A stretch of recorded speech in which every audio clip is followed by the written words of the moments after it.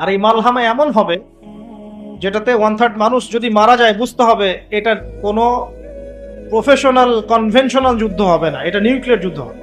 আর রমজান মাসে তো যে কোনো আমল আরো 70 গুণ বৃদ্ধি করা হয়, তাই না? কি দোয়া? বাজারে গিয়ে দোয়া পড়লে 10 লাখ নেকি হয়। যেই বাজার সম্পর্কে নবী সাল্লাল্লাহু আলাইহি ওয়াসাল্লাম বলেছেন এটা সবচেয়ে নিকৃষ্ট জায়গা আল্লাহর কাছে, আর মসজিদ সবচেয়ে উৎকৃষ্ট জায়গা, তাই না? সবচেয়ে নিকৃষ্ট কেন? কারণ বাজারে গেলে মানুষ আল্লাহকে ভুলে যায়। খেয়াল করে দেখবেন, বাজারে গেলে মানুষ আল্লাহকে সাধারণত ভুলে যায়, দুনিয়াবি কাজে মানুষ বেশি ব্যস্ত হয়ে যায়। এই যে আমরা আল্লাহওয়ালা মানুষের সোহবতের কথা বলি, এটা এই কারণে যে তারা আপনাকে আল্লাহর কথা স্মরণ করায় দিবে। এই কারণে সোহবত ইম্পর্টেন্ট, গুরুত্বপূর্ণ। বাজারে গেলে দুনিয়াদার মানুষের সোহবতে আপনি দিন ভুলে যাবেন, আল্লাহকে ভুলে যাবেন। ওই সময় যদি কেউ আল্লাহর কথা স্মরণ করে এই দোয়াটা পড়ে, 10 লক্ষ নেকি হবে ইনশাআল্লাহ তাআলা। দোয়াটা কি? আমার সাথে পড়েন, লা ইলাহা ইল্লাল্লাহ ওয়াহদাহু লা শারীকা লাহ লাহুল মুলক ওয়া লাহুল হামদ ইউহয়ী ওয়া ইউমীত ওয়া হুয়া হাইয়ুন লা ইয়ামুত বিয়াদিহিল খায়রু কুল্লুহু ওয়া হুয়া আলা কুল্লি শাইইন কাদির। খুব কঠিন। এই ফিজিক্স পড়েছেন না? Physics, chemistry, biology, medical science, BBA, MBA, doctorate, BCS coaching, কত কি করেছেন। এখানে এর চেয়ে কঠিন পড়া পড়তে হয় নাই? সম্ভব। এগুলো সম্ভব না, এগুলো অবশ্যই করা উচিত। চেষ্টা থাকলে আল্লাহ পাক তৌফিক দিবেন ইনশাআল্লাহ। তো রমজানের আগেই বাজার করে ফেলেন, ঈদের বাজার পারলে আগে করে ফেলেন। স্পেশালি বাড়ির মা বোনদের দিকে খেয়াল রাখবেন, এই যে ঈদ আসলে যেন এত বেশি বাজারে না যায়। ঈদটা কাদের জন্য? যারা রমাদান মাসে পরিপূর্ণরূপে সওম পালন করবে, আত্মশুদ্ধি অর্জন করবে, তাদের জন্য ঈদের খুশি। قد أفلح من تزكى وذكر اسم ربه فصلى। কাদের জন্য? যারা সারা রমজান জুড়ে নামাজ পড়ে নাই, তারাবি আদায় করে নাই, তিলাওয়াত করে নাই, সেহরিতে খেয়েছে 10টা আইটেম, ইফতারে 20টা আইটেম, এদের জন্য রমজান। রমজান মাসেও দুর্নীতি ছাড়তে পারেনি, সুদ ঘুষ ছাড়তে পারেনি, জেনা করেছে, ব্যভিচার করেছে, ঘুষ খেয়েছে, মানুষের সম্পদ আত্মসাৎ করেছে, এদের জন্য রমাদান। রমাদান আসলেই দেখবেন বাজারে পণ্যের দাম বাড়িয়ে দেওয়া হয়। কি জন্য ভাই? এই কাজটা কি গভর্নমেন্ট করে? ব্যবসায়ীরা করেন। কেন করেন? রমজান মাসে আপনার সুযোগ, আপনি মানুষকে কম দামে খাওয়ালে আল্লাহ আপনাকে অফুরন্ত নেকি দিবেন ইনশাআল্লাহ। বিভিন্ন মুসলিম কান্ট্রি থেকে দেখবেন রমজান মাসে বাজার নিয়ন্ত্রিত হয়, একদম প্রাইস কমে যায়। ইল্লা বাংলাদেশ, আমাদের এখানে দেখবেন প্রাইস রিচ করছে। এই প্রাইস রিচিংটা কারা করে? গভর্নমেন্ট করে? ব্যবসায়ীরা করেন। কেন করেন? সিন্ডিকেট কেন করেন? এই সময় কেন মাপে কম দেন? এই একটা সিজন ব্যবসা করে নেবেন এই জন্য। এখানে যদি আপনি প্রকৃত মুমিন হতেন, মুসলিম হতেন, তাহলে আপনি জনগণের জন্য দাম কমিয়ে দিতেন এবং আপনারা মিলে সওয়াব অর্জন একটা মাধ্যম বানাতেন যে আজকে আমার একটা হোটেলে ব্যবসা আছে, আমি আজকে ইনশাআল্লাহ 10 জন রোজাদারকে ইফতার করবো ফ্রি। করানো যায় না? এটা করলে আপনার রিজিক কমে যাবে। আল্লাহ আপনাকে যে রিজিক দিয়েছেন, একটা দানা না খেয়ে পৃথিবী থেকে যাবেন? যাবেন না। কি জন্য অন্যায় পথে যাচ্ছেন? মাল মজুত করে রেখে দিবে, মাল কিনা আগে থেকেই মজুত করে রেখে দিবে, যখন দাম বাজারে ইচ্ছা করে একটা সিন্ডিকেট তৈরি করার চেষ্টা করা হয়, মানব সৃষ্ট। তারপরে এরাই আবার চক্র বৃদ্ধি করে দামটা বাড়িয়ে দিল, মাশাআল্লাহ। আর জনগণ দেখবেন ওই যে চাল ডাল কেনার জন্য ট্রাকের পিছনে দৌড় দিচ্ছে। এই কৃত্রিম সংকট তৈরি করেছি আমরা। আল্লাহ পাক রিজিক দিয়েছেন অফুরন্ত আসমান জমিন থেকে, মানুষ এইসব দুর্নীতি করে রিজিক গুলো নষ্ট করেছে। বিশ্বের বুকে একমাত্র দেশ, অনন্য একটা দেশ, যেখানে আল্লাহ পাক আসমান জমিনের বারাকার দরজা খুলে দিয়েছে। শস্য শ্যামল, সুজলা সুফল, আপনি যে কোনো প্রোডাক্ট এখানে উৎপন্ন করতে পারবেন। মাটি এমন উর্বর, আপনার সমুদ্র আছে, প্রাকৃতিক সম্পদ আছে, আপনার গ্যাস আছে, কয়দিন পর তেল আসবে ইনশাআল্লাহ, নদী নালা আছে, অক্সিজেন ফ্রেশ পাবেন, খাবার ফ্রেশ পাবেন। আমাদের প্রোডাক্ট যদি আমরাই খেতাম, খেয়ে শেষ করতে পারতাম না, জানেন? আর যদি আমরা ঠিকঠাক মতো আমাদের এই প্রোডাক্টগুলোর হক আদায় করতাম, মাপে কম না দিতাম, মানুষের ভালো চিন্তা করতাম, নিজের স্বার্থ কম চিন্তা করতাম, এবং টাইম টু টাইম জাকাত দিতাম। আমাদেরকে ওয়ার্ল্ড ব্যাংক থেকে লোন নিতে হতো না। আমার কথা বুঝতে হলে ইকোনমিক্স বুঝতে হবে। এই লোন শোধ করতে আমাদেরকে সুদ দিতে হয়, এবং এটা সরকারের পক্ষে হিমশিম খেতে হয়, কষ্টকর হয়ে যায়। যদি প্রত্যেক মুসলিম সঠিক সময়ে জাকাত দিত, এবং এই জাকাতগুলোকে যদি কালেক্ট করার মতো কোনো পথ ও পদ্ধতি থাকতো উপরের লেভেল থেকে, সব মুসলিম নিসাব পরিমাণ সম্পদ হলেই জাকাত দিতেই হবে বাধ্যতামূলক। আপনি দেখতেন ওই যে কিসের ব্রিটেন, আমেরিকা, আর কিসের রাশিয়া, চায়না, এদের চেয়ে বেশি ডেভেলপমেন্ট করতে পারতাম আমরা ইনশাআল্লাহ।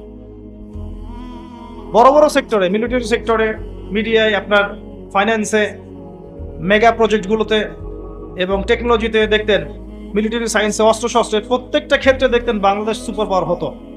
আমরা কয়জন জাকাত দেই, কয়জন ট্যাক্স দেই? আমরা নিজেরা ঠিক না হলে ভাই কোশ্চিন কালেও অবস্থার উন্নতি হবে না। এটা প্রথম কথা। নিজেরা ঠিক না হলে আলাইকুম আনফুসাকুম লা ইয়াদুরকুম মান দাল্লা ইন ইহতাদাইতুম, এটা শুনে নাকি ভালো। নিজে ঠিক না হলে কখনো আমরা মাথা তুলে দাঁড়াতে পারবো। আমরা যখন অন্যের কাছে লোন নেই, তখন তারা আমাদের সাথে এমন ভাবে বিহেভ করে, মনে আমরা ওরা দাস মনে হচ্ছে, আমাদের কিনে ঠাট্টা মশকরা করে। এগুলো সব মিডিয়া আসে এখন। আমরা যদি সঠিকভাবে জাকাত দিতাম, সিন্ডিকেট না করতাম, দুর্নীতি না করতাম, আল্লাহকে ভয় করে চলতাম, বিশ্বাস করেন আল্লাহ পাক এত চমৎকার একটা ভৌগোলিক অবস্থা আমাদেরকে দিয়েছেন আমাদের দেশকে, যে এমন কোনো বিষয় নাই যেটা আল্লাহ পাক এখানে দেন নাই। প্রত্যেকটা জিনিস, 5টা মৌলিক বিষয় লাগে না? খাদ্য, বস্ত্র, বাসস্থান, শিক্ষা, চিকিৎসা। কোনটা নাই বলেন তো? এটা কিন্তু আল্লাহ দ্রোহী মানুষদের কারণে হয়নি। আল্লাহওয়ালা মানুষরা এখানে আছেন বলে এটা হয়েছে। এখানে অগণিত ওলামায়ে কেরাম এসেছিলেন, পীর বুজুর্গ এসেছেন, শায়েখ এসেছেন, আধ্যাত্মিক মানুষ এসেছেন। এই জমিনটা কিন্তু পবিত্র। ইতিহাস পড়ে দেখেন, এই জায়গার ইতিহাস পড়ে দেখেন, বহু আল্লাহওয়ালা মানুষ এসেছেন, দিন প্রচার করেছেন, চলে গেছেন। এখনো অফুরন্ত আল্লাহওয়ালা মানুষ আনাচে কানাচে পড়ে আছে এই দেশে। দোয়া করেন তারা, সবার জন্য দোয়া করেন, সবার ভালো চান, কল্যাণ চান, আল্লাহ পাক বারাকা দেন। বাকি যেটা নষ্ট করা সেটা আমরা করি, এটা আল্লাহ পাক করেন না। যাহারাল ফাসাদু ফিল বাররি ওয়াল বাহরি বিমা কাসাবাত আইদিন নাস। জলে স্থলে যত বিপর্যয় ছড়িয়ে পড়েছে, এটা মানুষের হাতের কামাইয়ের কারণ, আমাদের কারণে। যাই হোক, একটা পয়েন্ট থেকে আমি অন্যদিকে চলে গেছি। রমজান মাসে মানুষকে খাওয়ান, কমায় দেন, দাম কমায় দেন, মানুষকে খাওয়ান। ব্যবসায় বাজার কৃত্রিম সংকট তৈরি করবেন না। আল্লাহর ওয়াস্তে আপনি একটা হোটেলের মালিক হলে 10টা মানুষকে ইফতার করান। আপনি একটা কাপড়ের দোকানের মালিক, আপনি প্রতিদিন একটা করে কাপড় এমন কাউকে হাদিয়া দিতে পারেন যার কাপড় কেনার সামর্থ্য নাই। রমজানে মানুষ ইবাদত করার জন্য মুখিয়ে থাকে, আর আমরা এই সময় নিজের আখের গোছানোতে ব্যস্ত থাকি। এটা ঠিক না। জাকাত যাদের ফরজ হয়ে গেছে, রমজান মাসে ক্যালকুলেট করেন, জাকাত দিয়ে দেন। এবং যদি পারেন সামাজিকভাবে কালেক্ট করেন, রাষ্ট্রীয়ভাবে কালেক্ট করেন। যদি পারেন সংগঠন আছে না, ছোট ছোট অ্যাসোসিয়েশন, এগুলো দিয়ে কালেক্ট করেন। সবার মাঝে বিলান, যেখানে উপযুক্ত খাতে বিলান। ইকোনমিক সিস্টেমটা সুন্দর হবে। এমনও মানুষের কাছে, মানে মানুষকে জাকাত দেওয়া জায়েজ আছে যে অমুসলিম, কিন্তু আমরা চাচ্ছি সে ইসলামের সৌন্দর্য দেখে ইসলাম কবুল করুক। বল মুআল্লাফাতি কুলুবুহুম, একটা খাত আছে, 8টা খাতের একটা খাত। আমরা কখন এই কাজটা করেছি? কিন্তু দেশের আনাচে কানাচে মানুষ, এক শ্রেণীর মানুষ মুসলিমদেরকে খ্রিস্টান বানাচ্ছে। এই খবর আছে আপনার? খবর পাবেন না, কারণ তারা আমাদের মতো আবেগী না, আমাদের মতো বোকাও না। কেন আমরা আবেগী, কেন বোকা? মনে করেন কিছু একটা করলাম, একদম ভিডিও করে ছবি তুলে সারা মিডিয়া অনলাইন ফাটায় ফেলাই যে আজকে আমি একটা কাজ করেছি। আজকে যে ব্যক্তিটা খ্রিস্টান হয়ে গেছে, এ কিন্তু অনলাইনে আসে না। যে ওকে খ্রিস্টান বানিয়েছে সেও পোস্ট দেয়নি এই যে আমি আজকে একজনকে খ্রিস্টান বানালাম, দিয়েছে? এই জায়গায় বুদ্ধিবৃত্তিক পার্থক্য আছে আমাদের সাথে ইসলামের শত্রুদের। আমাদের মরক্কো থেকে ইন্দোনেশিয়া পর্যন্ত দেখবেন ইসলামিক কান্ট্রি, চেইনের মতো, সবাই মুসলিম কান্ট্রি। অস্ত্র শক্তি, গভর্নমেন্ট, জনগণ সব আমাদের মুসলিম।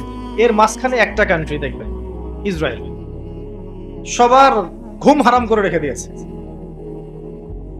বুদ্ধিভিত্তিক ভাবে ওদের সাথে আমরা হেরে গেছি।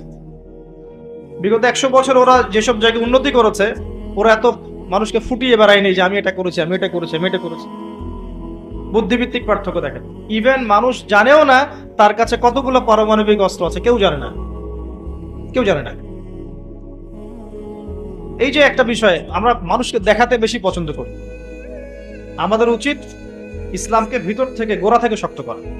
আল্লাহ দেখিয়ে দিবেন, যখন শক্ত হয়ে যাবে আল্লাহ দেখিয়ে দিবেন ইনশাআল্লাহ। আর আইওয়াশ করে, শোডাউন করে আদতে কোনো ফায়দা হয় না। আল্লাহ পাক আমাদেরকে বোঝার তৌফিক দান করুন, আমিন। রমজান মাসে এই কাজগুলো করেন। আমি এখানে একটু সময় নিচ্ছি, কারণ আসন্ন রমজানে আমরা এমন ভাবে কাজে লাগানোর চেষ্টা করব রমজান মাসটাকে ইনশাআল্লাহ, যাতে করে এই মাসটাতে আমরা আমাদের পুরো জীবনের গুনাহগুলো মাফ করাতে পারি। প্রথম কাজ, 5 ওয়াক্ত সালাতে অভ্যস্ত হওয়া। রমজান মাস শুরু হয়ে গেলেই প্রথম দিন থেকেই কিন্তু আপনি 5 ওয়াক্ত নামাজে যেতে পারবেন না জামাতে, যদি আপনি এখন থেকে জামাতে অভ্যস্ত না হন। তাই এখন থেকে প্রস্তুতি। রমজান মাসেই গিয়ে আপনি যাকাত ক্যালকুলেট করতে পারবেন না, এখনই আপনি সম্পদের হিসাব করেন, ওলামায়ে কেরামের কাছে যান, যাকাতের হিসাব করেন। এমনকি আপনি এটাও করতে পারেন, আপনার সম্পদের যে মিরাস আছে, মিরাস বন্টন, এটা এখন থেকে জেনে নিয়ে সেভাবে বন্টন করা শুরু করেন। এটা একটা সমস্যা আমাদের দেশে, আমাদের মুসলিমদের মাঝে। মানুষ মারা গেলে সম্পত্তি নিয়ে কাউয়া কাচাল শুরু হয়, তাই না? জীবিত অবস্থায় কেন বন্টন করছেন না? ওই যে কয়দিন আগে দেখলেন না, ব্যাংক কর্মকর্তা একজন মারা গেল, ফেসবুকে দেখেছেন? দাফন করতে দিচ্ছে না, 2 ছেলে ঝগড়া করছে, দলিল দিয়ে বসে আছে। সুবহানাল্লাহ। মানুষের টাকায় তার কাফন কিনে দাফন করা হলো। জীবিত থাকতেই সম্পত্তি বন্টন করে দেন, যার যার হক তাকে তাকে দিয়ে দেন, নিজের হক আল্লাহর কাছে চান, আপনি সুখে থাকবেন।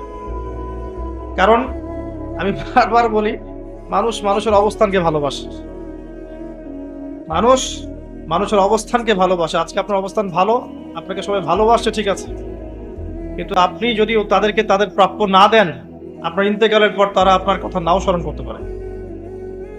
আল্লাহকে ভালোবাসেন, আল্লাহর সন্তুষ্টির জন্য যার যার হক তাকে তাকে দিয়ে দেন, নিজের হক আল্লাহর কাছে চেয়ে নেন, আপনি সুখে থাকবেন ইনশাআল্লাহ। তো এই কাজগুলো রমজান আগেই করে ফেলেন, বাজার ঘাট করে ফেলেন। এটা আমি টিপস দিচ্ছি এই কারণে, বাজারটা অনেক বেশি সময় নষ্ট করবে আপনার।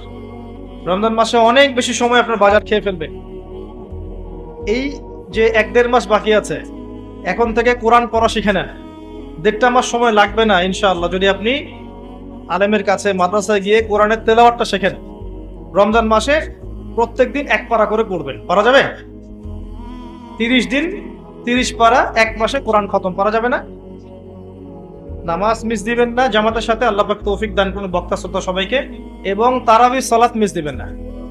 তারাবির নামাজ কয় রাকাত এটা নিয়ে ঝগড়া করেন না, আপনি নামাজের কোয়ালিটি বাড়িয়ে দেন। নামাজটা একদম রাসূল সাল্লাল্লাহু আলাইহি ওয়াসাল্লামের সুন্নাহ মোতাবেক আদায় করার চেষ্টা করেন। নবী সাল্লাল্লাহু আলাইহি ওয়াসাল্লাম পা ফুলে যেত না, নামাজ পড়তে পড়তে পা ফুলে যেত না, দীর্ঘ সময় দাঁড়িয়ে থাকতেন। সবচেয়ে সুন্দর তেলাওয়াত যার, তাকে ইমাম করেন। সবচেয়ে সেরা হাফেজকে ইমাম করেন, যার তেলাওয়াত শুনলেই নামাজের মনোযোগ নামাজে ফিরে আসে, এমন মানুষকে ইমামতির দায়িত্ব দেন। মুয়াজ্জিন যিনি হবেন, সুললিত কণ্ঠের মানুষকে মুয়াজ্জিন বানান। আজান আল্লাহু আকবার শুনলেই কলিজা টানে মসজিদে নিয়ে আসবে, এমন মানুষকে আপনি মুয়াজ্জিন বানায় দেন। যাকে তাকে বানায় না, ভাইবা নেন, পরীক্ষা নেন, টেস্ট করেন, তারপরে দেন। ইমাম সাহেব, খতিব সাহেব, তারাবির নামাজ যারা পড়াবেন, তাদের তো বউ বাচ্চা কাছে আছে না, পরিবার নাই, তাদেরকে ভালো হাদিয়ার ব্যবস্থা করেন, যাতে তাদের অন্য কোনো ফিকির না থাকে। রমজান মাসে এগুলোই তারা করবে ইনশাআল্লাহ। আপনি তার পরিবারের দায়িত্ব নিয়ে নেন। আমরা সবাই যদি একটু একটু করে দায়িত্ব নেই, তার পরিবারের দায়িত্ব নেওয়া সম্ভব না? তারা কি সমাজের নিম্ন শ্রেণীর মানুষ? খায়রুকুম মান তাআল্লামাল কোরআন ওয়া আল্লামাহ। নবীজি কি বলেছেন? সর্বশ্রেষ্ঠ মানুষ তারাই যারা নিজেরা কোরআন শেখে, অপরকে শেখায়, তাদেরকে মূল্যায়ন করেন। তাদের আমরা খেয়াল করে দেখি অনেক সময় তারা মসজিদ কমিটির কাছে জিম্মি হয়ে যায়। এমনটা করবেন না, তাদের সম্মান তাদেরকে দিন, ইখতিয়ার দিন। সুন্দর মতো তারা নামাজ পড়াবে, তারাবির নামাজ পড়াবে ইনশাআল্লাহ। তারাবির সালাতে আপনি অ্যাটেন্ড করেন, প্রয়োজনে শেষ রাত্রে আবার ওঠেন, উঠে 2 রাকাত নামাজ পড়েন, আল্লাহর কাছে তান। দোয়া কবুলের মাস রমাদান, তাই নয় কি? আরো অনেক বিষয় আছে। সাদাকাতুল ফিতর গুলো দিবেন রমাদান মাসে। ওই যে কিছু হোটেল আছে না, পর্দা টাঙায় রাখে, মানে ওখানে মনে হয় আল্লাহ দেখে না, তাই না? পর্দাটা টাঙায় রাখে। এগুলোকে বয়কট করবেন। কি জন্যে? যারা নন মুসলিম তাদের জন্য হোটেল আলাদা ব্যবস্থা আছে না? মুসলিমদের জন্য কোনো পর্দার ব্যবস্থা থাকবে না। মুসলিম হলে আপনি বসতেই দিবেন না, রোজা রাখেন না কেন? যদিও বা মুসাফির হলে সুযোগ আছে, অসুস্থ হলে সুযোগ আছে, কিন্তু এই যে সংস্কৃতি তৈরি করছি আমরা, হোটেলে হোটেলে একটা অংশ থাকবে যারা বেরোজাদার ওখানে গিয়ে খাবে। মাশাআল্লাহ। জিনিসপত্রের দাম কমান, মানুষের উপকার করেন, মানুষকে কাপড় দেন, খাবার দেন, বেশি বেশি ইফতার করা, বেশি বেশি ইফতার করা, ইফতারের প্রজেক্ট হাতে নেন। যার যেরকম ক্ষমতা আছে, কেউ যদি সমাজের নেতা হয়ে থাকেন, সমাজের মানুষকে ইফতার খাওয়ানোর ব্যবস্থা করেন। আপনি পরিবারে ইফতারের এমন অ্যারেঞ্জমেন্ট করবেন যাতে পরিবারে বাচ্চা কাচ্চা সবাই মিলে একসাথে ইফতার করে। ওরা দেখে দেখে বড় হবে যে আমরা ছোটবেলায় আমাদের বাবা মার সাথে একসাথে ইফতার করে বড় হয়েছি। ইসলামিক সংস্কৃতি মনের ভিতরে ঢুকে যাবে। এটা কিন্তু ইসলামিক সংস্কৃতি, আমরা কিন্তু এগুলো হারিয়ে ফেলছি। দেখবেন এখন আলাদা আলাদা প্লেট, আলাদা আলাদা ঘরে খাবার খাচ্ছে, তাই না? কিন্তু ইসলামিক সংস্কৃতি যে একসাথে বসবো, বাসার কর্তা তিনি বসবেন, মা বসবেন, বোন বসবে, ছেলেমেয়েরা বসবে, প্রথমে কর্তা শুরু করবে, তারপর তারা শুরু করবে আদব। এখন এগুলো নাই। এবং যে যার প্লেট নিয়ে ঘরে ঘরে চলে যায়, যে যার হাতে একটা করে স্মার্টফোন। একটা বাড়ির মধ্যে 10টা জগৎ, একটা বাড়িতে 10টা ভিন্ন ভিন্ন পৃথিবী। এক একজন এক এক জগতে বিচরণ করে, কারোর সাথে কারো যোগাযোগ নেই। এই করে করে আমরা পারিবারিক বন্ধনগুলো নষ্ট করে ফেলছি। মেয়েদের কোরআন শেখার ব্যবস্থা করেন রমজান মাসে, আপনারাও শেখেন। রমজান মাসে কোরআন তেলাওয়াত করেন বেশি বেশি, অন্তত একটা খতম দেন। যারা হাফেজে কোরআন তারা বেশি বেশি খতম দেন, বেশি বেশি তেলাওয়াত করেন, প্রত্যেক হরফে 10 নেকি হবে। এই মাস কোরআন নাজিলের মাস। আর কি আছে? যারা কোরআনে বিজ্ঞ পারদর্শী তাদের উচিত কোরআন এবং সুন্নাহ এই মাসে গবেষণা করা, করে 30 দিন 30টা দার্স দেয়া। পারা যাবে না? মসজিদে কোন একটা ওয়াক্তে নামাজের পরে 30 দিন 30টা সাবজেক্টে কথা বলবে। একদিন সালাত, একদিন সাওম, একদিন যাকাত, একদিন তাওবা, একদিন মনে করেন আত্মশুদ্ধি, একদিন তাজকিয়া, একদিন সুদ ইত্যাদি। এক একটা দিন এক একটা সাবজেক্টে কথা বলা যায় না? 10 মিনিট, 15 মিনিট, 20 মিনিট করে মসজিদ ভিত্তিক কাজগুলো করেন। ইনশাল্লাহ দেখবেন রমজান মাসটা প্রাণবন্ত হবে। আর যদি রমজানে দেখা যায় লকডাউন হয়ে গেছে সবকিছু, যদি দেখা যায় আল্লাহ না করুক, আপনার জন্য আরো মোক্ষম সুযোগ, সারাদিন বাসায় ইবাদত করবে, কোনো সমস্যা নেই। আর রমজান মাসে অপসংস্কৃতিগুলো বন্ধ করে ফেলবে।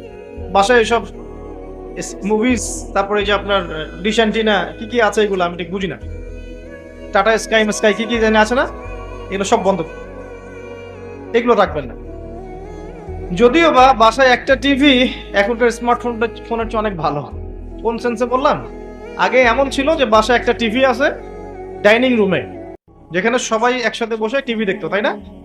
সবাই একসাথে মিলে একটা মুভি দেখতো, একটা বাংলা সিনেমা দেখছে, নাটক দেখছে, এমন ছিল। তখন কি হতো? ছেলে বাবার অগোচরে খারাপ কিছু দেখতে পারতো না, চ্যানেল চেঞ্জ করতে পারতো না, পারতো? এখন সবার হাতে স্মার্টফোন, সবাই ঘরে ঘরে যে যার মতো পর্নোগ্রাফি দেখছে, কেউ কারোটা দেখে না। ওইটাও একটা ভালো ছিল।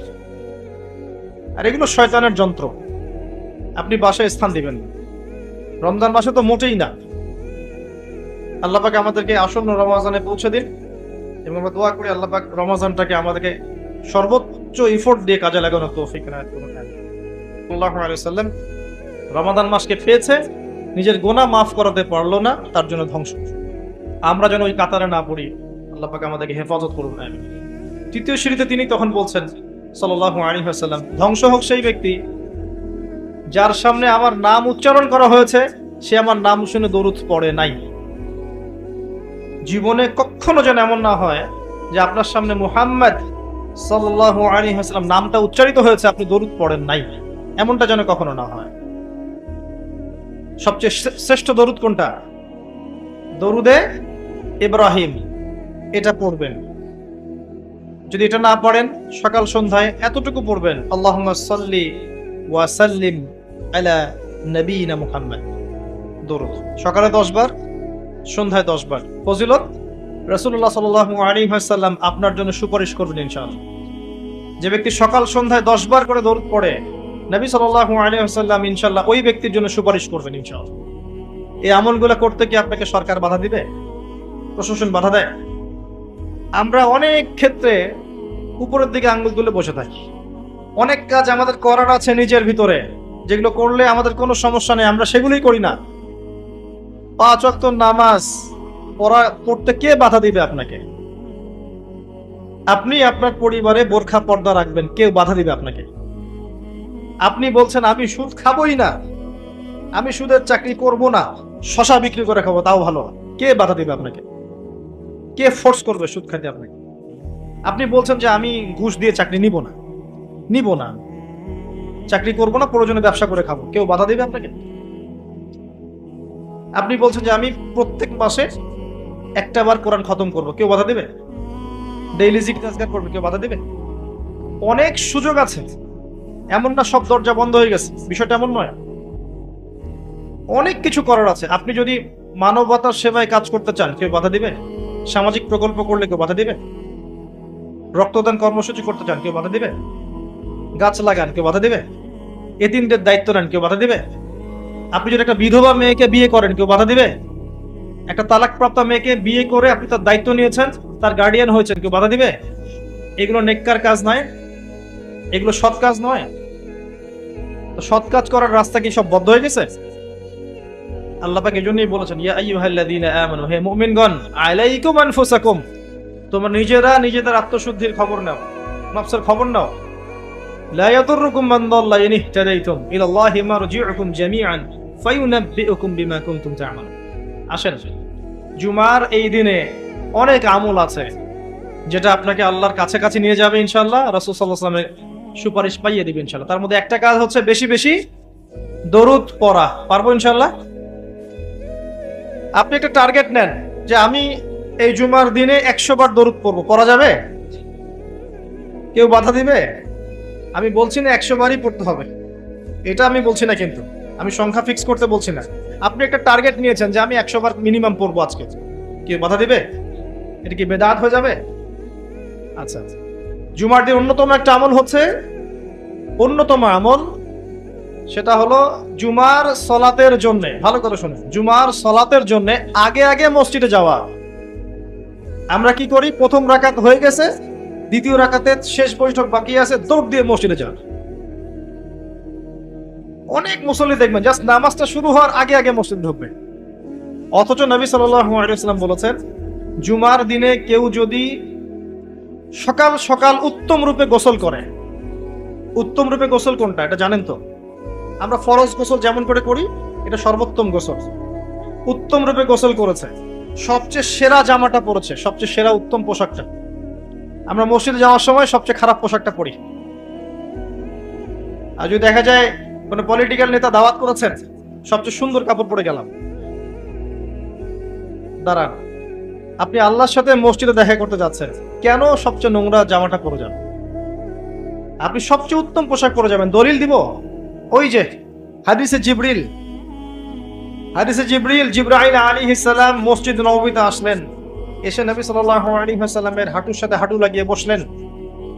ওই হাদিসের মধ্যেই আছে, দেখবেন, রাজুলুন শাদীদুল বায়াদুস সিয়াব, একদম উত্তম ধবধবা কাপড় পরে সে মসজিদে এসেছে, প্রমাণ। তো জুমার দিনে যদি আপনি সবচেয়ে সেরা সুন্দর পোশাকটা পরেন, আগে উত্তম রূপে গোসল করেন, আতর খুশবু ব্যবহার করেন, ব্যবহার করে আপনি খুতবা শুরু হওয়ার আগেই, খুতবা মানে বয়ান, এটা শুরু হওয়ার আগেই আপনি পায়ে হেঁটে মসজিদে আসেন, ইমাম সাহেবের কাছাকাছি বসেন এবং মনোযোগের সাথে তার খুতবা শোনেন, কাউকে কষ্ট না দেন, এমনকি কারো সাথে এতটুকু না বলেন যে চুপ করো। কেউ পাশে কথা বলছে, আপনি এতটুকু বলবেন না, চুপ করো। সাহাবায়ে কেরাম হাতের মধ্যে পাথর রাখতেন, ছোট ছোট, যদি দেখতেন কেউ কোনো জরুরতে কথা বলছে, পাথর নিয়ে ঢিল দিতেন, মুখ দিয়ে বলতেন না, চুপ করো। এই কাজ যদি কেউ করে এবং ইমামের সাথে নামাজ শেষ করে, নবী সাল্লাল্লাহু আলাইহি ওয়াসাল্লাম বলছেন, প্রত্যেক পদক্ষেপে 1 বছরের রোজা, 1 বছরের নফল নামাজের নেকি পাবেন। এই ফজিলতটা আপনি জুমার দিনে অর্জন করতে পারেন। কয়েকটা কাজ আবার বলছেন, প্রথমে উত্তম রূপে গোসল করা সকাল সকাল, তারপরে সবচেয়ে সুন্দর পোশাক পরা, আতর খুশবু ব্যবহার করা, পায়ে হেঁটে মসজিদে যাওয়া, বাহনে চড়ে নয়, অনেক দূরে থাকলে আলাদা কথা, পায়ে হেঁটে যাওয়া, তারপর ইমাম সাহেবের কাছাকাছি বসা, ইমাম সাহেবের কাছাকাছি বসে মনোযোগের সাথে খুতবা শ্রবণ করা, খুতবায় কোনো কথা বলবে না, কাউকে বিরক্ত করবে না, কাউকে কষ্ট দিবে না, যে ফোন নিয়ে টিপাটিপি করবে না, ঠিক আছে? এবার ইমাম সাহেবের সাথে নামাজ শেষ করবে, প্রত্যেক পদক্ষেপের বিনিময়ে 1 বছরের নফল সওম, 1 বছরের নফল নামাজের নেকি হবে ইনশাআল্লাহ। করা যাবে ইনশাআল্লাহ। জুমার দিন আরেকটা আমল আছে, যদি পারেন করবেন, সবার পক্ষে হয়তো সম্ভব হয় না, তবে যে করতে পারবেন তার জন্য বিশাল ফজিলত আছে। সেটা হলো, এটা শুধু জুমার দিনেই নয়, অন্য দিনেও করা যায়, তবে জুমার দিনটা আমরা একটু গুরুত্ব দিই এই কারণে বলছি। ফজরের নামাজ জামাতে পড়া, ফজরের নামাজ জামাতে পড়া, এরপরে উঠে চলে না যাওয়া, বসে থাকা, বসে বসে আল্লাহর জিকির করতে থাকা, তাসবিহ তাহলিল তিলাওয়াত, আপনার যত আমলগুলো করেন আপনি সকাল সন্ধ্যা জিকির আজকার, এগুলো শেষ করা, শেষ করে সূর্য উঠে গেল, পিছনে সূর্য উঠে গেল, সূর্যটা একটু উঠে গেছে, ইশরাকের সময় হয়েছে, আপনি এখন 2 রাকাত নফল নামাজ পড়লেন, পড়ে বাসায় ফিরে গেলেন। নবী সাল্লাল্লাহু আলাইহি ওয়াসাল্লাম বলছেন, একটা কবুল হজ, একটা কবুল ওমরার নেকি হবে ইনশাআল্লাহ। এটা করা যায় জুমার দিনে, কারণ জুমার দিনে আমরা কম বেশি মসজিদে আসি, আল্লাহ পাক আমাদেরকে তৌফিক দান করেন। আর 2-1টা কথা বলছি, বলে আমি অন্য প্রসঙ্গে যাচ্ছি। জুমার দিন আরেকটা গুরুত্বপূর্ণ কাজ হচ্ছে দোয়া করা। কি করা? বেশি থেকে বেশি দোয়া করা। 2টা মুহূর্ত আছে এই দিনে যে দোয়া করলে দোয়া কবুল হবেই ইনশাআল্লাহ, আল্লাহ পাক ফিরিয়ে দিবেন না ইনশাআল্লাহ। যদি আপনার আকীদায় শিরক না থাকে, যদি আপনার আমলের মধ্যে বেদাত না থাকে, এবং যদি আপনার রিজিকে হারাম না থাকে, ইনশাআল্লাহ দোয়া কবুল হয়ে যাবে। সময় দুটো হচ্ছে, ইমাম সাহেব খুতবা শুরু করেছেন, এখান থেকে সালাম ফিরানোর আগ পর্যন্ত। ইমাম সাহেব খুতবা শুরু করেছেন, এখান থেকে সালাম ফিরানোর আগ পর্যন্ত মনে মনে দোয়া করতে থাকবেন। আরেকটা হচ্ছে আসরের সালাতের পর থেকে মাগরিব পর্যন্ত, এই সময়টুকুর মধ্যে দোয়া কবুল হবে ইনশাআল্লাহ। করা যাবে? আমাদের অনেক চাওয়া আছে না, নিজের জন্য, পরিবারের জন্য, সুস্থতার জন্য, আমাদের সমাজের জন্য, দেশের জন্য আমাদের চাওয়া আছে না, উম্মার জন্য আমরা চাই না? এই চাওয়াগুলো পূরণের মোক্ষম সময় খুঁজে খুঁজে দোয়া করতে হয়, দোয়া কবুলের সময়গুলো খুঁজে খুঁজে দোয়া করতে হয়। যে এখন এই মজলিসে দোয়া কবুল হচ্ছে ইনশাআল্লাহ, যখন দিনের জন্য মানুষ বসে, এই জায়গায় মানুষের দোয়া কবুল হয়। যখন বৃষ্টি পড়ে তখন দোয়া করলে দোয়া কবুল হয়। রাতের শেষ অংশে দোয়া করলে দোয়া কবুল হয়। আপনি মুসাফির মানুষ, দোয়া করলে দোয়া কবুল হয়। জুমার দিনে এই ক্ষণগুলোতে দোয়া কবুল হয়। আজান হয়েছে, আজান এবং ইকামত এর মাঝখানে দোয়া কবুল হয়। সেজদা দিয়েছেন নামাজে, এই সেজদায় আপনার দোয়া কবুল হবে। ফরজ নামাজের শেষে সালাম ফেরানোর আগে এবং সালাম ফেরানোর পর দোয়া কবুল হয়। অনেক জায়গা আছে, যুদ্ধের মাঠে, জিহাদের মাঠে দোয়া কবুল হয়। অনেক ক্ষেত্র আছে দোয়া কবুল হওয়ার। আমাদের খুঁজে খুঁজে দোয়া করতে হবে। আমরা কি করি? দোয়া করানোর জন্য মানুষকে হায়ার করে নিয়ে আসি, ডেকে নিয়ে আসি। আপনার বাবা মারা গেছেন, আমি কি আপনার আবেগটা বুঝতে পারবো? আপনার ওই অনুভূতিটাকে আমি ফিল করতে পারবো? আপনার সন্তান অসুস্থ, আমি কি ফিল করতে পারবো আপনার সন্তানের জন্য আপনার মনটা কেমন করছে? তখন আপনি দাঁড়িয়ে যাবেন নামাজে, আপনি দোয়ার জন্য হাত উঠাবেন, ইনশাআল্লাহ চোখের পানি ছেড়ে দেবেন, আল্লাহ পাক দোয়া কবুল করবেন। আরেকটা কাজ আছে যেটার পরে দোয়া কবুল হয়, সেটা হচ্ছে যে কোনো ভালো কাজ করার পরে। মনে করেন আপনি বাসা থেকে বের হয়েছেন, একটা উদাহরণ দিচ্ছি আর কি। একজন মানুষ হঠাৎ আপনার সামনে আসলো, তিনি আল্লাহ দেখেছেন। এবার আপনি এই আমলটাকে ওসিলা করে আল্লাহর কাছে দোয়া করছেন, আল্লাহ এই কাজটা যদি তোমার কাছে ভালো লেগে থাকে, আল্লাহ তুমি আমার এই বিপদটা দূর করে দাও, বা আল্লাহ আমাকে এটা পাইয়ে দাও। ইনশাআল্লাহ দেখবেন দোয়া কবুল হয়ে যাবে। আমি দলিল দিচ্ছি, আমি সময় সংক্ষিপ্ততার কারণে সবগুলোর ইবারত বলছি না, কিন্তু আমি দলিল দিচ্ছি। 3 জন ব্যক্তি গুহায় আটকে গেছে, গুহার মুখ পাথর দিয়ে বন্ধ হয়ে গেছে, এখন কোনো অবস্থাতেই বের হওয়ার কোনো সুযোগ নাই, নিশ্চিত মৃত্যু, নিশ্চিত।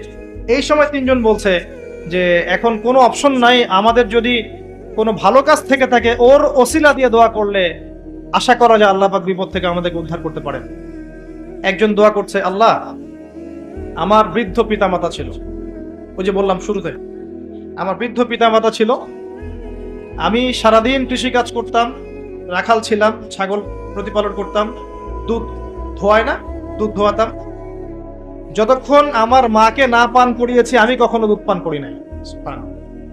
বাসায় ফিরে গেছি, মাকে দুধ পান না করানো পর্যন্ত আমি পান করি নাই, বাবাকে না পান করানো পর্যন্ত আমি করি নাই। একদিন আমি বাসায় গিয়েছি, আমার সন্তানরা কান্নাকাটি করছে খাবারের জন্য, কিন্তু আমার মা ঘুমিয়ে গেছে। আমি মাকে দুধ পান না করিয়ে বাচ্চাদেরকেও দুধ পান করাই নাই, তারা কাঁদতে কাঁদতে ঘুমিয়ে গেছে। আল্লাহ, এই কাজটা যদি তোমার কাছে ভালো লেগে থাকে, এই গুহার মুখ থেকে আমাদেরকে আজকে উদ্ধার করো। পাথরটা একটু সরে গেল। পাথর আল্লাহর হুকুম শোনে না। পাহাড় দেখেছেন?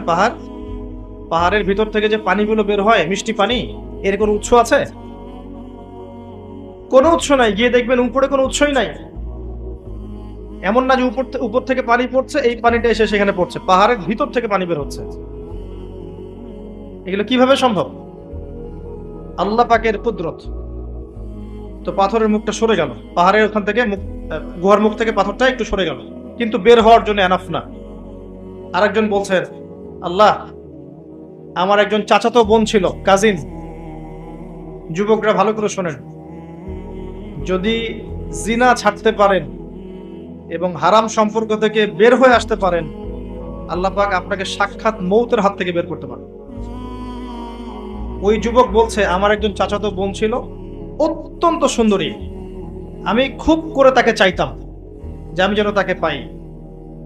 আমি তাকে প্রপোজ করলাম, খারাপ প্রপোজ, বিয়ে প্রপোজ নয়, হারাম প্রপোজাল। সে বলল যে আমাকে যদি 100 স্বর্ণ মুদ্রা দিতে পারো তাহলে আমি রাজি। সে 100 স্বর্ণ মুদ্রা অনেক কষ্ট করে কামাই করে সে ওই মেয়েকে দিল। একা পেয়েছে মেয়েকে, তার চাচাতো বোনকে সে সেই স্বর্ণ মুদ্রা দিল। দেওয়ার পরে সে অবৈধ কাজ করার জন্য প্রস্তুতি নিয়েছে। সে বলছে, আমি এমন জায়গায় ছিলাম যে আমি সেই মেয়ের 2 পায়ের মাঝখানে বসেছি, 2 পায়ের মাঝখানে বসেছি। এমত অবস্থায় মেয়ে আমাকে বলছে যে, হে আল্লাহর বান্দা, আল্লাহকে ভয় করো। তখন আমি 100 স্বর্ণ মুদ্রাও রেখে আসছি, আল্লাহ তোমার ভয় আমি সেই জেনা থেকে চলে আসছি, আমি সেখানে জেনা করিনি। আল্লাহ, এই কাজটা যদি তোমার সন্তুষ্টির জন্য করে থাকি, আল্লাহ আজকে আমাদেরকে সাক্ষাৎ মৌতের হাত থেকে বাঁচাও। এই পাথর আরো সরে গেল। এখান থেকে যুবক ভাইদেরকে বলবো যে নাম্বার ডিলিট করে দেন, সবকিছু ডিলিট করে দেন। আপনাকে আল্লাহ পাক ওই বাচ্চা ওই 3 জন যুবকের মতো করে বাঁচাবেন ইনশাআল্লাহ। আপনার যে কোনো দোয়া কবুল হবে ইনশাআল্লাহ। আপনার যে কোনো দোয়া কবুল হবে যদি আপনি জিনা ছাড়তে পারেন। আল্লাহ পাক বলেছেন, ওয়ালা তাকরাবু জিনা, ধারের কাছেও যেও না। করোনা নয়, ধারের কাছেও যেও না।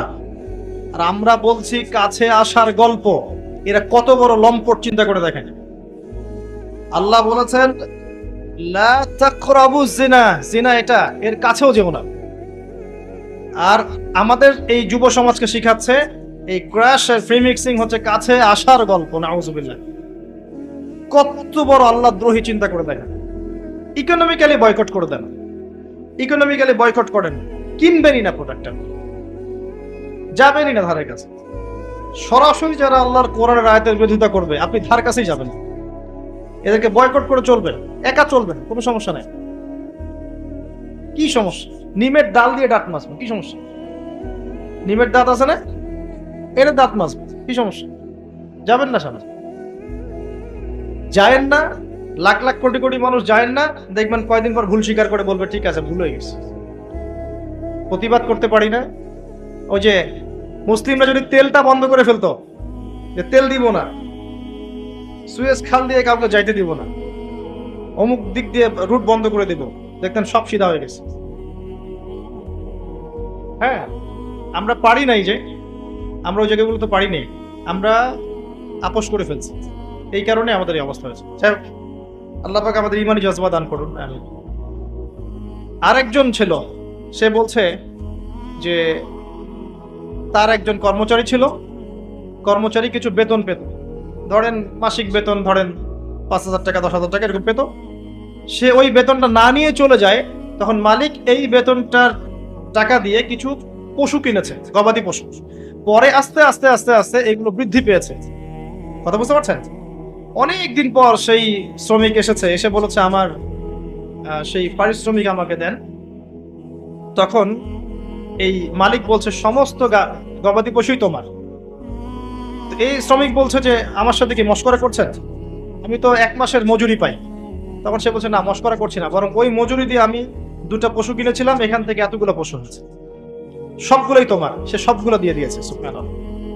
তো সে বলছে আল্লাহ, এই কাজটা যদি আমি তোমার সন্তুষ্টির জন্য করে থাকি, এই পাথরটা সরিয়ে দাও। গুহার মুখ থেকে পাথর সরে গেল, আলহামদুলিল্লাহ। এগুলো কোনো গাল গল্প নয়, কোনো কেচ্ছা কাহিনী নয়, এগুলো কিন্তু ইসরাইলি রিওয়ায়াতও নয়, সহিহ হাদিস এগুলো। নবী সাল্লাল্লাহু আলাইহি ওয়াসাল্লাম হাদিসগুলো বলেছেন। এক সরিষা দানা পরিমাণ মিথ্যা নাই এখানে।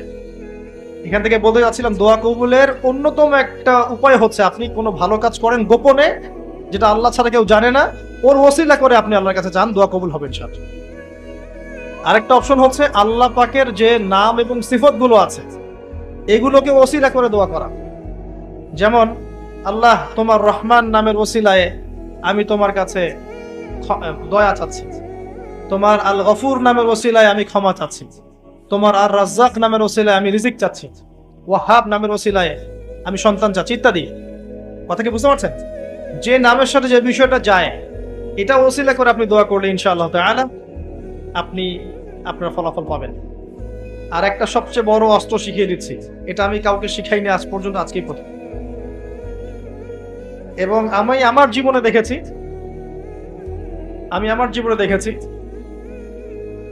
এই ওসিলা করে যা চেয়েছি পাইনি এমন কোনোদিনও যায় নাই, আলহামদুলিল্লাহ। আমি সম্পূর্ণ আল্লাহ পাকের কৃতজ্ঞতা এবং শুকরিয়া আদায় করছি। এইটা ওসিলা করে আমি যা চেয়েছি আমি সারা জীবনে তাই পেয়েছি। এবং আমি বিশ্বাস করি আমি যা পেয়েছি, এই বয়সে আমি যা পেয়েছি, আল্লাহ পাক কোটি কোটি মানুষকে তা দেন নাই, এটা আমি বিশ্বাস করি। এই বয়সে আমি যা পেয়েছি, আল্লাহ পাক আমাকে যা দিয়েছেন, যত দিয়েছেন, কোটি কোটি মানুষকে আল্লাহ পাক তা দেন নাই, আমি এমনটাই মনে করি।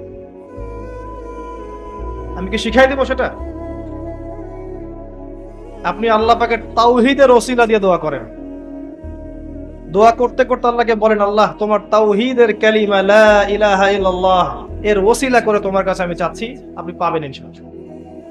যদি আপনার রিজিক হালাল হয়, যদি আপনার আকীদায় শিরক না থাকে, যদি আপনার আমলে বেদাত না থাকে, ইনশাআল্লাহ পাবেন। এর পরেও 2টা কথা আছে, সেটা হলো যদি দেখেন পান নাই, ইনস্ট্যান্ট পান নাই, মনে করবেন না দোয়া কবুল হয় না।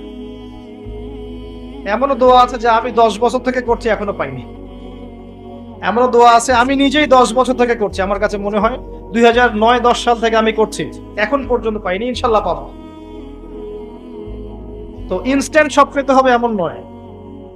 যদি দেখেন পান নাই, তার মানে 3টা বিষয় ঘটেছে। একটা, বান্দা দোয়া করেছে, সাথে সাথে কবুল করা হয়নি, আপনাকে এটা উপযুক্ত সময় দেয়া হবে ইনশাআল্লাহ। 2 নাম্বার, এই যে আপনি আল্লাহর কাছে চেয়েছেন, এর ওসিলায় আল্লাহ পাক আপনার আমল, আপনার তাকদীর থেকে কোনো বিপদ আপদ সরিয়ে দিয়েছে, আপনি বুঝতে পারেননি। আপনি দোয়া করেছেন, হয়তো মনে হচ্ছে আপনি পান নাই, কিন্তু এর ওসিলায় আল্লাহ পাক আপনার তাকদীর থেকে কোনো বিপদকে মিটিয়ে দিয়েছেন, আপনি বুঝতে পারেন। আরেকটা হচ্ছে 2টার কোনোটাই হয়নি, পরকালে কিয়ামতের মাঠে আল্লাহ আপনাকে দিবেন জন্য জমা রেখেছে। অতএব দোয়া করলে কোনো লস নাই। বেশি বেশি দোয়া করবেন, সিজদায় বেশি বেশি দোয়া করবেন, ফরজ সালাতের আগে পরে করবেন, নরমালি হাত তুলে দোয়া করবেন, নফল নামাজ পড়ে করবেন, দান সাদাকা করে করবেন, কোরআন তেলাওয়াত করে করবেন, দোয়া বাড়িয়ে দেন। আত্মশুদ্ধির কথা আমরা যে বলি না, কয়েকটা বিষয় জড়িত। বেশি বেশি কোরআন তেলাওয়াত করলে আত্মশুদ্ধি হয়, বেশি বেশি জিকির করলে আত্মশুদ্ধি হয়, আল্লাহওয়ালা মানুষের সহবতে গিয়ে পড়ে থাকলে আত্মশুদ্ধি হয়, বেশি বেশি দোয়া করলে আত্মশুদ্ধি হয়, বেশি বেশি পরকালের কথা ফিকির করলে আত্মশুদ্ধি হয়। এগুলো খুব বেশি প্রয়োজন। আত্মশুদ্ধি না থাকলে আমরা আগামীতে পথ চলতে পারবো না। একটা বাতি থেকেই বাতি জ্বলবে ইনশাআল্লাহ। আপনি নিজেকে ছোট মনে করেন না, তুচ্ছ মনে করেন না। একটা বাতি থেকেই 1000টা বাতি জ্বলবে ইনশাআল্লাহ। আগে নিজে ঠিক হন, তারপরে কু আনফুসাকুম ওয়া আহলিকুম নারা, নিজে জাহান্নামের আগুন থেকে বাঁচো, পরিবারবর্গকে বাঁচাও। পরিবারকে বাঁচান ভাই। পরিবার খুব কঠিন জিনিস, কারণ পরিবার কথা শুনতে চায় না। হ্যাঁ, দেখবেন মানুষ কথা শুনবে, পরিবারের লোক কথা শোনে না। এমন হবে, ওইখানে আপনাকে সবর করতে হবে।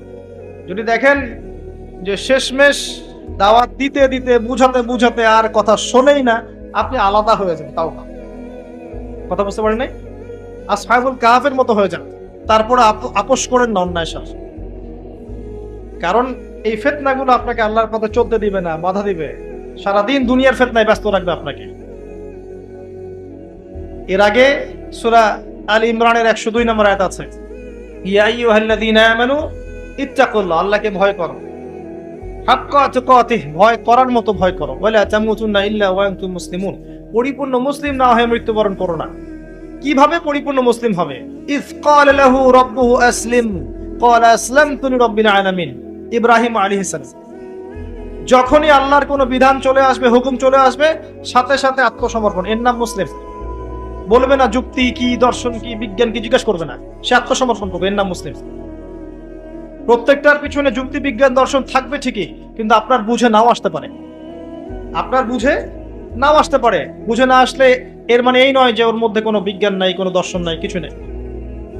ইব্রাহিম আলাইহিস ইসলামকে বলা হয়েছে সন্তানকে জবাই করো, জিজ্ঞাসা করেননি এটা তো আনসাইন্টিফিক, কেন করব, যুক্তি কি, জিজ্ঞাসা করেছেন? স্ত্রীকে রেখে আসো, বাচ্চাকে রেখে আসো, জিজ্ঞাসা করেছেন? জনমানসূন্য জায়গায় আল্লাহ কি করবো, কেন রেখে আসবো? ইসলাম এর নাম, ইসলাম এর নাম, এর নাম নয় এই সেজদা করো, সেজদা করো আদমকে, সে বলছে খলাকতানি মিন নার খলাকতাহু মিন তিন, এর নাম ইসলাম নয়। কথা কি বুঝতে পারছেন? যুক্তি দিচ্ছে উল্টা, আমাকে সৃষ্টি করেছে আগুন দিয়ে, তাকে মাটি দিয়ে, কেন আমি সেজদা করতে যাবো? এর নাম মুসলিম নয়, এর নাম ইসলাম নয়। ইয ক্বালা লাহু রাব্বুহু আসলিম ক্বালা আসলামতু লিরাব্বিল আলামিন, এর নাম ইসলাম, ইব্রাহিম আলাইহিস সালাম। এরপরে পরিবার, পরিবারের পরে আগামী প্রজন্ম, আগামী প্রজন্মের ফিকির করতে হবে। আগামী প্রজন্মকে এমন ভাবে মানুষ করতে হবে যেন এরা আগামী বিশ্বটাকে ফেস করতে পারে। বিশ্বাস করেন এখন বিশ্বের অবস্থা যা, আগামী বিশ্বের অবস্থা আরো ভয়ঙ্কর হবে। যদি আল্লাহ না করুক, আমরা দোয়া করছি যেন আল্লাহ না করে, যদি আল্লাহ না করুক ইউক্রেন আর রাশিয়ার যুদ্ধটা পারমাণবিক যুদ্ধের দিকে যায়, বিশ্বের অবস্থা খারাপ আছে। এটা যারা জিওপলিটিক্স পড়ে, পলিটিক্যাল সায়েন্স পড়ে, যারা রাজনীতি করে, তারা জানে বিষয়টা। মিলিটারি সায়েন্স যারা পড়েছে তারা জানে একটা নিউক্লিয়ার যুদ্ধ বিশ্বের প্রেক্ষাপট চেঞ্জ করে রেখে দেবে। শুধু এই দেশগুলো ধ্বংস হবে তা নয়, অর্থনীতি পড়ে যাবে, সাপ্লাই বন্ধ হয়ে যাবে, মেডিকেল সাপোর্ট পাবেন না, ফ্রেশ বাতাস পাবেন না, ফ্রেশ খাবার পাবেন না, রোগ ব্যাধি ছড়াবে, বিকলাঙ্গ প্রজন্ম তৈরি হবে, বাতাসে বিষাক্ত গ্যাস ছড়িয়ে যাবে, অনেক কিছু হবে, একটা পৃথিবীর কাঠামো নষ্ট হয়ে যাবে। এবং বিশ্ব এখন দাঁড়িয়ে আছে সামনে, যুদ্ধ অলরেডি শুরু হয়ে গেছে। একটা হাদিস আমি বলে দেই, আখিরুজ জামানে মালহামা হবে একটা। এই হাদিস, এখানে যুদ্ধের নাম বলা হচ্ছে মালহামা। মালহামা শব্দের অর্থ মহাযুদ্ধ। অন্য একটা হাদিসে এসেছে 80টা ফ্ল্যাগ, কয়টা? 80টা পতাকা একত্রিত হয়ে যাবে যুদ্ধে। আর 80টা পতাকাকে একত্রিত কোন সংগঠন করতে পারে বলেন? United Nations. জি, ওরা করতে পারে, জি ওরাই করতে পারে। 80টা ফ্ল্যাগকে একত্রিত করতে পারবে, কারণ ওয়ার্ল্ড এখন একটা ভিলেজের মতো। এবং এটা এত ম্যাসাকার যুদ্ধ হবে যে 1/3 মানুষ মারা যেতে পারে, পৃথিবীর 1/3 মানুষ গন কেস, একদম ডেড। আর এত মানুষ কখন মারা যেতে পারে? ঢাল তলোয়ারের যুদ্ধে কি মানুষ এভাবে মারা যেতে পারে? নবী সাল্লাল্লাহু আলাইহি ওয়াসাল্লামের 23 বছরের জীবনে 100-র মতো যুদ্ধ হয়েছে না? ছোট বড় মিলে, গাজবা সারিয়া মিলে হিসাব করে দেখবেন 10,000-এর বেশি মানুষও মারা যায়নি। হ্যাঁ, যাই নাই এতগুলোতে। কিন্তু আপনি দেখবেন জাপানের হিরোশিমায়, নাগাসাকিতে এক একটা দিন শেষ, লাখ লাখ কোটি কোটি মানুষ শেষ। শুধু ভিয়েতনাম যুদ্ধে এই পশ্চিমারা কতগুলো মানুষকে হত্যা করেছে দেখেন, চীনে মাও সেতুং কতগুলো মানুষকে মেরেছে দেখেন, রাশিয়ার ওই যে কমিউনিজম বিপ্লব যখন হয়েছে তখন কতগুলো মানুষকে মেরেছে দেখেন, ইরাকে কতগুলো মানুষকে মেরেছে দেখেন, আফগানিস্তানে কতগুলো মানুষকে মেরেছে দেখেন। যারা মানবতার স্লোগান দিয়ে বেড়ায়, যারা হিউম্যানিটির গান শোনায়, তাদের কারণে পৃথিবীতে কত মানুষ যে মারা গেছে এর হিসাব নাই। আর এই মালহামা এমন হবে যেটাতে 1/3 মানুষ যদি মারা যায়, বুঝতে হবে এটা কোনো প্রফেশনাল কনভেনশনাল যুদ্ধ হবে না, এটা নিউক্লিয়ার যুদ্ধ হবে। এবং সবাই এটা আজ করে সামনে একটা নিউক্লিয়ার যুদ্ধ হতে পারে।